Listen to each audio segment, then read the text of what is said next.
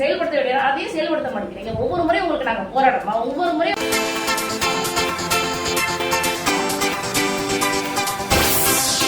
தொழிலாளர்கள் எல்லா பக்கமும் ஆக்கிரமிச்சிட்டாங்க. இது தமிழர் நாடா இல்ல வடக்கர்கள வாழ்கின்ற நாடானதே தெரியாம.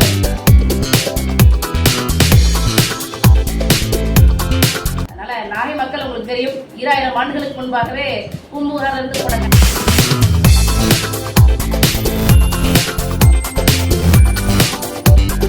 கட்சி வேட்பாளராகிய கார்த்தியா என்னை ஒட்டுமொத்த தமிழ் தேசியத்தின் மகன்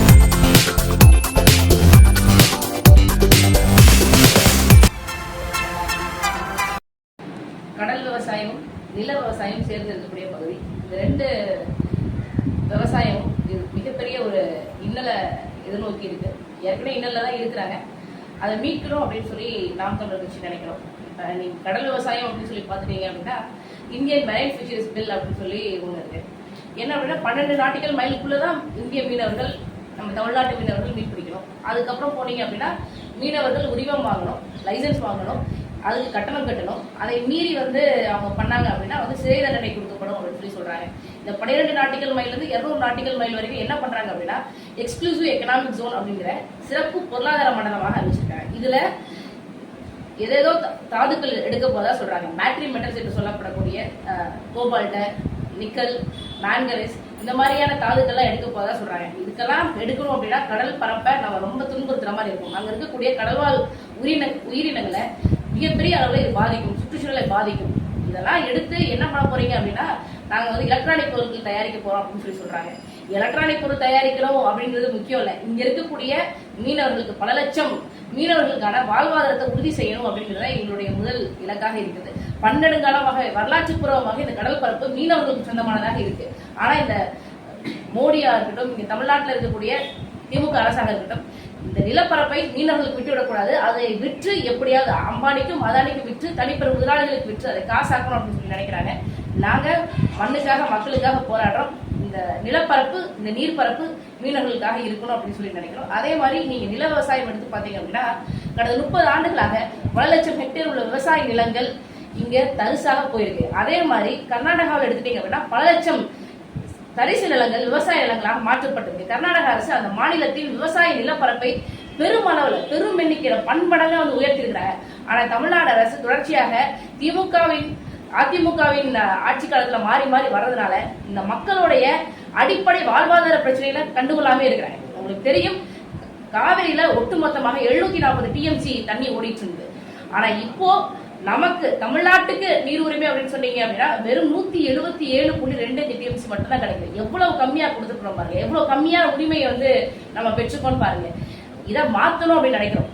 கர்நாடகாவில மேகதட்டு அணையை கட்டுவதற்கான முழு மூச்சா வேலையை செஞ்சிட்டு இருக்காங்க. அங்க இருக்கக்கூடிய எல்லா கட்சிகளும் இதை செய்யறாங்க. நாம அதை விட்டுருவோமா, விடலாமா? இது குறித்து தமிழ்நாட்டின் எந்த எம்பிக்கும் எந்த அரசியல்வாதிகளுக்கும் அக்கறையே கிடையாது. நாங்க இதை மாத்தணும் அப்படின்னு சொல்லி நினைக்கிறோம். மேகதட்டு அணை கட்டப்படக்கூடாது. காவிரியில தமிழர்களுக்கு ஒரு நியாயமான நீர் உரிமை பெற்றுத்தரப்படணும். ஒவ்வொரு முறையும் மே 12 மேட்டூர்ல தண்ணி திறந்து விடணும்னா ஒரு ஆணை இருக்குல்ல, அதை நீங்க செயல்படுத்த வேண்டிய அதையும் செயல்படுத்த மாட்டேங்கிறீங்க. ஒவ்வொரு முறையும் உங்களுக்கு நாங்க போராடமா, ஒவ்வொரு முறையும் எங்க மக்கள் கடை அடிச்சு போராட்டம் பண்ணாதான் நீங்க அங்க திறப்பீங்களா? எந்த தீர்ப்பு இருக்கு அதை செய்யறது கூட கர்நாடக அரசு தயங்குது அப்படின்னா அதை மத்திய அரசு எடுத்து பார்க்க வேண்டியதானே. அப்படி செய்யாதீங்கப்பா, உங்களுக்கு தீர்ப்பு இருக்கு, நீங்க அதுபடி செய்யுங்க அப்படின்னு சொல்ல வேண்டியதானே. ஏன் செய்ய மாட்டேங்கிறாங்க? ஒன்றிய பாஜக அரசுக்காக இருக்கட்டும், இல்ல எதிர்கட்சியாக இருக்கக்கூடிய காங்கிரஸ் அரசாக இருக்கட்டும், யாருக்குமே தமிழர்கள் மீது அக்கறை கிடையாது. அவங்க எப்படி போனா என்ன அப்படிங்கிற ஒரு நிலைமையில தான் இருக்கிறாங்க. இப்படித்தான் இங்க இருக்கக்கூடிய பொது உடைமை கட்சிகளும் சரி. நான் எல்லாம் பொது உடைமைன்னு சொல்லுவாங்க, இங்க எது பொது உடைமையா இருக்கு பாருங்க. அரிய வகை ஏழைகள் சொல்லப்படக்கூடிய உயர் ஜாதி இந்துக்களுக்கு 10 விழுக்காடு இடஒதுக்கீடு கொடுத்திருக்காங்க கல்வி வேலை வாய்ப்புகள். இது குறித்து மார்க்சிஸ்ட் கம்யூனிஸ்ட் கட்சியோட நிலைப்பாடு என்ன? மார்க்சிஸ்ட் கம்யூனிஸ்ட் கட்சியோட எம்பி 2019ஆம் ஆண்டு மாநிலங்களவையில டி.கே. ரங்கராஜ்ங்கிறவரு போராடுறாரு அந்த அரிய வகை ஏழைகளுக்காக. இங்க இந்த 50 விழுக்காடு பிற்படுத்தப்பட்ட மக்கள், மிகவும் பிற்படுத்தப்பட்ட மக்கள் இருக்காங்க. அவங்களுக்கு 27 விழுக்காடு தான் கல்வி வேலை வாய்ப்புகள் இடஒதுக்கீடு அப்படின்னா இது நியாயமற்ற முறையா தெரியல. அதனால எங்க அண்ணன் சீமான் சொல்றாங்க சாதி வாரியான கணக்கெடுப்பு வேணும் அப்படின்னு சொல்றாங்க. இது இந்தியா முழுக்க நடத்தணும். எந்தெந்த மக்கள் எவ்வளவு இருக்கிறாங்களோ அந்த விழுக்காடின் அடிப்படையில் அவங்களுக்கு கல்வி மற்றும் வேலை வாய்ப்புகள் முன்னுரிமை அளிக்கப்படணும், இடஒதுக்கீடு அளிக்கப்படணும் அப்படிங்கிறத எங்களுடைய கோரிக்கை. அதனால இங்க பொதுவுடைமை கட்சி சித்தாந்தம்ங்கிறது தமிழ்நாட்டை பொறுத்த வரைக்கும் செத்து போயிடுச்சு. உண்மையான சோசியலிசத்தை, உண்மையான பொதுவுடைமை நாம் தமிழர் கட்சி மட்டும் தான் முன்னிறுத்துது. இது மாதிரி நாகைப்பட்டினம் மட்டும் இல்ல, நான் நாகை மண்ணுடைய நாகை மக்களவை தொகுதியுடைய எம்பியாக நான் தேர்ந்தெடுக்கப்பட்டால் ஒட்டுமொத்த தமிழ்நாட்டு மக்களுக்குமான ஒரு உரிமை குரலை நாடாளுமன்றத்தில் எதிரொலிப்பேன் என்று உறுதியளிக்கிறேன். எதை மாதிரி வாக்குறுதிகளை வாக்காளர் முன்னாடி நீங்க வச்சு கேன்வாஸ் போவீங்க? மிக முக்கியமாக கட்சி தேவை மீட்கணும். இது நம்மளுடைய நில உரிமை.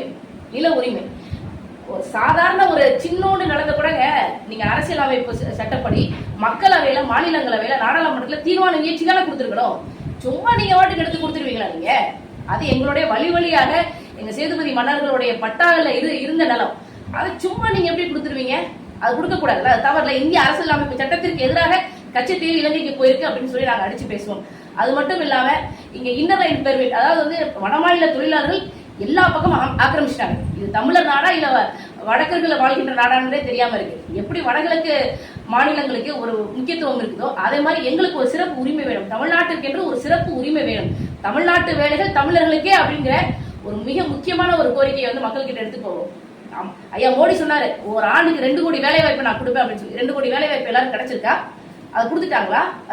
சரி செஞ்சுட்டாங்களா? இல்ல இருக்கிற வேலை வாய்ப்பை பறிச்சுட்டாரு ஐயா மோடி. இருக்கிற வேலை வாய்ப்பாவது, தமிழ்நாட்டில் இருக்கக்கூடிய வேலை வாய்ப்பாவது தமிழர்களுக்கு வேணும் அப்படின்னு சொல்லி நாங்க முன் வச்சு போறோம். பல்வேறு விதமான கோரிக்கைகள் இருக்குது.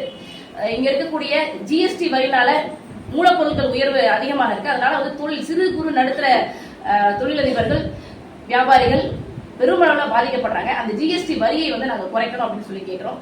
காவிரி மட்டும் இல்ல, முல்லை பெரியாற்று அணை சிக்கலும் இருக்கு, பாலாற்று அணை சிக்கலும் இருக்கு. ஆந்திராக்காரங்க குறுகிய இடத்துல அதிகமான தடுப்பணைகளை கட்டி தமிழ்நாட்டுக்கு வர வேண்டிய பாலாற்றை தடுக்கிறாங்க. இதெல்லாம் நாங்க எடுத்து பேசணும் அப்படின்னு சொல்லி நினைக்கிறோம். மக்கள் கிட்ட இதெல்லாம் எடுத்து பேச போறோம் அப்படின்னு சொல்லி நேர்மையான முறையில மக்களை போய் சந்திக்க போறோம். மக்கள் எங்களுக்கு பெருவாரியான வாக்குகளை அள்ளி தருவாங்க அப்படின்னு நாங்க நம்புறோம். உங்க பேரு என்ன ஊரு? என் பேர் கார்த்திகாங்க. நான் தற்போது கோயம்புத்தூர்ல வசிச்சு வரேன். நான் பிறந்தது தூத்துக்குடி மாவட்டம் லாத்திகுளம் பகுதியில வசிச்சு பிறந்தேன். ஆனா கல்லூரி படிப்பின் காரணமாகவும் என் கணவருடைய வேலை காரணமாக நான் கோயம்புத்தூர்ல வசிச்சு வரேன். அண்ணன் செந்தமிழன் சீமான் அவர்கள் நான் நாகைப்பட்டினத்திற்கு வருவேன், நாகைப்பட்டினம் மக்களுக்கு நான் சரியான முறையில சேவை செய்வேன், மக்கள் பணி செய்வேன் அப்படின்னு சொல்லி நம்பி என்னை இங்க வேட்பாளராக அறிவிச்சிருக்காங்க. அதனால நாகை மக்கள் உங்களுக்கு தெரியும், 2000 ஆண்டுகளுக்கு முன்பாகவே பூம்புகாரிலிருந்து போன கண்ணகி என்ற பெண், சோழ மண்டலத்திலிருந்து பிறந்த பெண் மதுரை மண்டலத்துக்கு போனாங்க, பாண்டிய மண்டலத்துக்கு போனாங்க. தனக்கு நீதி கிடைக்கல அப்படின்னு சொல்லி மதுரையே எரிச்சாங்க. அப்பையும் ஆத்திரம் அடங்காம சேர மண்டலத்துக்கு போனாங்க. சேர நாட்டு அவங்களை கோயில் கட்டி வணங்கியது. 2000 ஆண்டுகளுக்கு முன்பாகவே தமிழ்நாட்டிற்கு ஒரு பெண் தெய்வத்தை வழங்கிய மண். அதனால நான் வேற பகுதியிலிருந்து வந்தேன் அப்படின்னு சொல்லி என்னை பார்க்காம என்னை கார்த்திகா ஆகிய என்னை, நாம் தமிழர் கட்சியின் வேட்பாளர் ஆகிய கார்த்திகா ஆகிய என்னை ஒட்டுமொத்த தமிழ் தேசியத்தின் மகளாகத்தான் அவர்கள் பார்ப்பார்கள் என்று நம்பி கிளம்புறேன்.